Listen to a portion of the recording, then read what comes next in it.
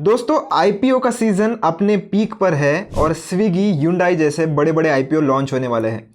तो grow application में आप आईपीओ में इन्वेस्ट कैसे कर सकते हो या आईपीओ के लिए कैसे अप्लाई कर सकते हो, इसकी प्रोसीजर हम इस वीडियो में देखने वाले हैं। तो एंड तक वीडियो ज़रूर देखना ताकि मैं आपको जो पूरी प्रोसेस है वो डिटेल में समझा सकूं। तो दोस्तों आईपीओ यानी कि इनिशियल पब्लिक ऑफरिंग होता है, यानी कि जब कभी भी किसी कंपनी को स्टॉक मार्केट में लिस्ट होना होता है, वहाँ से अगर उसको फंडिंग चाहिए तो उनको आईपीओ अपना लाना पड़ता है स्टॉक मार्केट में लिस्ट होने के लिए। तो चलिए कैसे इसे अप्लाई करना है देख लेते हैं। तो सबसे पहले आपको एक्सप्लोर वाले सेक्शन में और स्टॉक्स वाले सेक्शन में एक आईपीओ नाम का इधर बटन देखने के लिए मिलेगा प्रोडक्ट्स और टूल्स में। तो ये जो आपको सायरन टाइप जो सिंबल दिखेगा उस पर आपको क्लिक करना है। क्लिक करते ही जितने भी ओपन आईपीओ होंगे, यानी कि अभी जिनमें आप एप्लीकेशन अपनी फाइल कर सकते हो, वो आपको इस ओपन वाले सेक्शन में दिखाई देंगे। जैसे कि एक अप्लाई का बटन आपको दिख रहा है, यानी कि एक ही आईपीओ ऐसा है जिसमें फ़िलहाल आप एप्लीकेशन डाल सकते हो। जो आने वाले आईपीओज़ है, जैसे मैंने आपको बताया कि ह्युंडई का आईपीओ आ रहा है। फिर अगर मैं थोड़ा नीचे अगर स्क्रॉल करूँ तो हमें स्विगी का भी नाम दिखता है, स्नैपडील दिखता है, मोबीक्विक दिखता है, बोट वगैरह, ओयो, ये सारी चीज़ें आपको देखने के लिए मिलेगी। यानी कि जो आने वाले आईपीओज़ हैं उनकी लिस्ट आप यहाँ चेक कर सकते हो। थोड़ा और अगर नीचे जाओगे तो जो अभी फ़िलहाल या रिसेंट में लिस्ट हुए हैं उनकी भी लिस्ट आपको देखने के लिए मिलेगी, और वो कितने % गेंस पर लिस्ट हुए हैं वो सारी चीज़ें आप चेक कर सकते हो। तो मान लीजिए आपको जिस भी आईपीओ में अप्लाई करना है उसका नाम के सामने आपको अप्लाई का बटन देखने के लिए मिलेगा। वो कब क्लोज होने वाला है ये भी आप देख सकते हो। जैसे कि मैं ये वीडियो जो है वो 9 अक्टूबर को शूट कर रहा हूँ और ये आईपीओ कब क्लोज होने वाला है 10 अक्टूबर को 4:50 PM को। तो दोस्तों हम क्या करेंगे, सबसे पहले इस नाम पर क्लिक करेंगे। अब नाम पर क्लिक करने के बाद आपके सामने थोड़े डिटेल्स ओपन हो जाते हैं जिसको आपको पढ़ना बहुत ही ज़्यादा ज़रूरी है।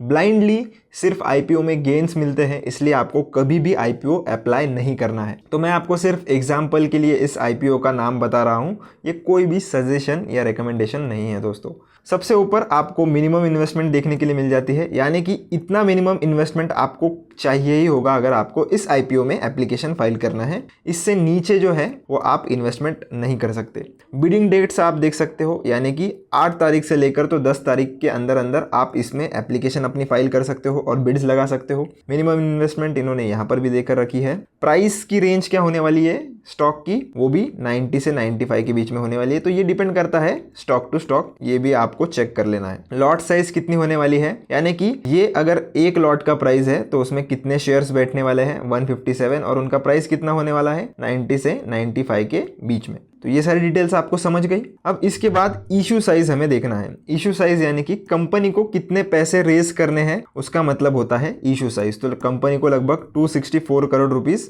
रेज करने हैं। अगर आपको डिटेल में पढ़ना है कंपनी के बारे में तो ये डॉक्यूमेंट आप पढ़ सकते हो यहाँ पर क्लिक करके। तो दोस्तों आगे बढ़ते हैं और देखते हैं कि आप एप्लीकेशन किन किन वे से कर सकते हो। अब जैसे कि आप देख पा रहे हो 2 मेथड्स हमें यहाँ पर बताई गई है। एक तो आप रेगुलरली इन्वेस्ट कर सकते हो, या तो एक HNI की तरह इन्वेस्ट कर सकते हो, यानी कि हाई नेटवर्थ इंडिविजुअल। अब इसके अलावा और 2 कैटेगरीज भी होती है। एक होता है एम्प्लॉय और दूसरा होता है शेयर होल्डर। तो ज़रूरी नहीं है कि ये दोनों कैटेगरीज जो है वो हर एक आईपीओ में आपको देखने के लिए मिले। जैसे कि इसमें आपको सिर्फ ये 2 कैटेगरी देखने के लिए मिल रही है, तो ये 2 कैटेगरीज आपको सारे आईपीओ में देखने के लिए मिलेगी।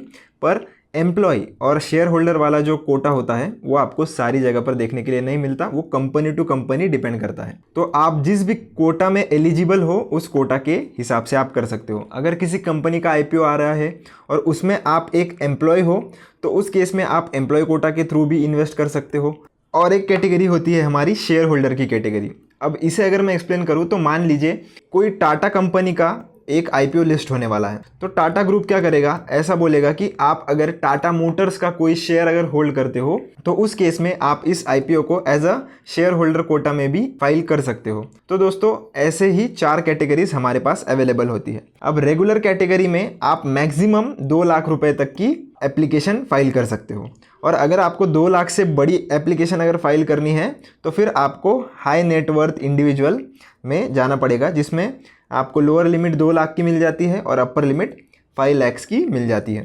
तो ये बात आपको ध्यान में रखनी है दोस्तों। सब्सक्रिप्शन रेट आपको देखने के लिए मिल जाता है, तो इस एरो पर अगर आप क्लिक करोगे तो सब्सक्रिप्शन रेट आप चेक कर सकते हो कि QIB का कितना है, यानी कि क्वालिफाइड इंस्टीट्यूशनल बायर्स का कितना है, नॉन इंस्टीट्यूशनल इन्वेस्टर्स का कितना है, रिटेल का कितना है और टोटल मिलाकर कितना है। कंपनी के बारे में पढ़ना है तो वो कर सकते हो, स्ट्रेंथ, रिस्क, फाइनेंशियल्स, ये सारे ही ऑप्शंस आपको देखने के लिए मिल जाते हैं। उसके बाद आपको इस अप्लाई फॉर IPO वाले बटन पर क्लिक करना है। उस पर क्लिक करते ही आपके सामने कुछ ऐसा विंडो ओपन हो जाता है। अप्लाई एज रेगुलर, मैंने आपको बोला था कि 4 कैटेगरीज होती है, इस वाले IPO में 2 ही है, तो अगर इसमें आपको शफल करना है तो आपको एक बार क्लिक करना है। क्लिक करने के बाद आपके सामने जितने भी ऑप्शंस अवेलेबल होंगे उसमें से आप आपका पर्टिकुलर ऑप्शन जो भी होगा वो सेलेक्ट कर सकते हो। मैं सिर्फ एक लॉट के लिए अप्लाई करना चाहता हूँ, इसलिए मैं रेगुलर वाले कैटेगरी से ही इसे अप्लाई करूँगा।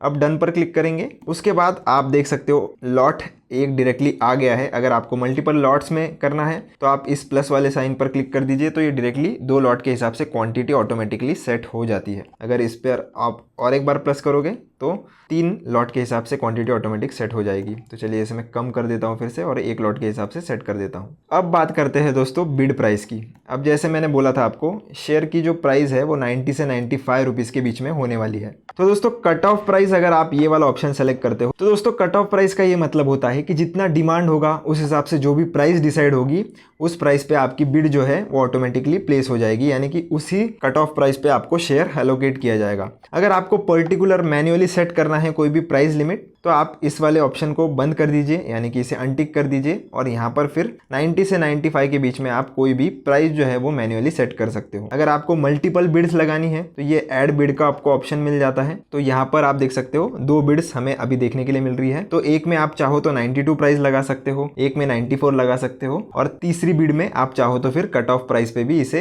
कर सकते हो सेट। तो जिसको मल्टीपल बिड लगानी है वो कुछ इस तरह से भी कर सकता है। चलिए इसे मैं कैंसिल कर देता हूँ फिलहाल के लिए, मुझे एक ही बिड लगानी है तो, और कट ऑफ प्राइस पे मैं लगाना चाहता हूँ। कट ऑफ प्राइस पर अगर आप लगाते हो तो आपकी प्रोबेबिलिटी जो है वो हल्की सी बढ़ जाती है। तो ये आपको मैंने पर्सनल टिप दी है, तो इस बात के लिए चैनल को सब्सक्राइब और लाइक जरूर करना। तो चलिए आगे बढ़ते हैं। अब डिसाइड कर लेते हैं कि पेमेंट हमारी कहाँ से होने वाली है। तो मैंने ऑलरेडी पहले भी IPO अप्लाई किया था तो मेरा डायरेक्टली यहाँ पर UPI ID ऐड होकर आ रहा है। आपका अगर नहीं आया है तो ये एरो का जो बटन आपको देखने के लिए मिलेगा, जो राइट में एक एरो टाइप बटन जो है उस पर आपको क्लिक करना है। क्लिक करने के बाद आप आपकी UPI ID जो है वो डाल सकते हो, पर ध्यान रहे दोस्तों कि आप जो भी UPI ID डाल रहे हो उसमें जो बैंक अकाउंट होगा वो आपका ग्रो से लिंक होना चाहिए। तो मैंने ये कर लिया है और मेरी UPI ID मैंने चूज कर ली है। उसके बाद मैं डन पर क्लिक कर देता हूँ। डन पर क्लिक करने के बाद नीचे की लेफ्ट साइड में आपको अमाउंट देखने के लिए मिलेगा कि कितना अमाउंट आपको लगने वाला है अप्लाई करने के लिए, और अप्लाई पर अब हम क्लिक कर देंगे। तो आप देख सकते हो दोस्तों हमारी IPO की जो रिक्वेस्ट है वो सक्सेसफुली प्लेस हो गई है। UPI request may take up to 24 hours from application, यानी कि आपने जो भी UPI ID डाली हो, चाहे वो गूगल पे की डाली हो, फोन पे की डाली हो या किसी भी बैंक का एप्लीकेशन अगर आप यूज़ करते हो,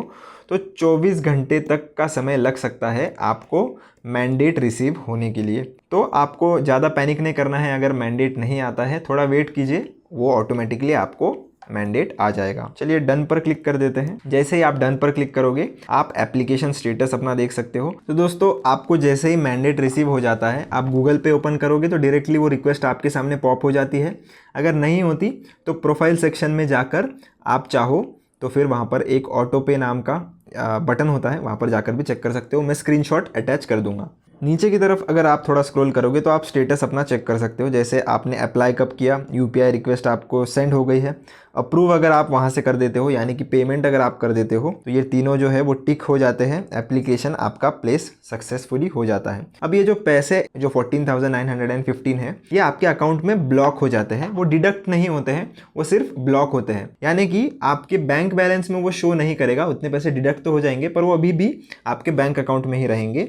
तो अगर इन केस आपको IPO अलॉट हो जाता है तो फिर आपका पैसा जो है वो ऑटोमेटिकली डिडक्ट हो जाएगा और शेयर्स आपके डीमैट में आ जाएंगे। अगर आपको IPO अलॉट नहीं होता है तो उस केस में आपके ये जो पैसे उन्होंने फ्रीज करके रखे थे वो अनब्लॉक हो जाते हैं। तो आपको कोई भी चिंता करने की ज़रूरत नहीं है। तो दोस्तों और एक आखिरी बात मैं आपको बताना चाहूँ कि जिस भी दिन ये IPO क्लोज हो रहा है उसके 5 बजे के पहले आपको आपका जो UPI मैंडेट जो है उसे एक्सेप्ट करना है। उसके बाद आप उसे एक्सेप्ट नहीं कर सकते, फिर आपकी ऑर्डर शायद से कैंसिल हो जाएगी। तो दोस्तों ये बात आपको ज़रूर से ध्यान में रखनी है। अगर आपको कोई भी डाउट आता है एप्लीकेशन प्रोसेस में तो आप कमेंट सेक्शन में मुझसे ज़रूर पूछ सकते हो। मिलता हूँ आपसे नेक्स्ट वीडियो में। धन्यवाद।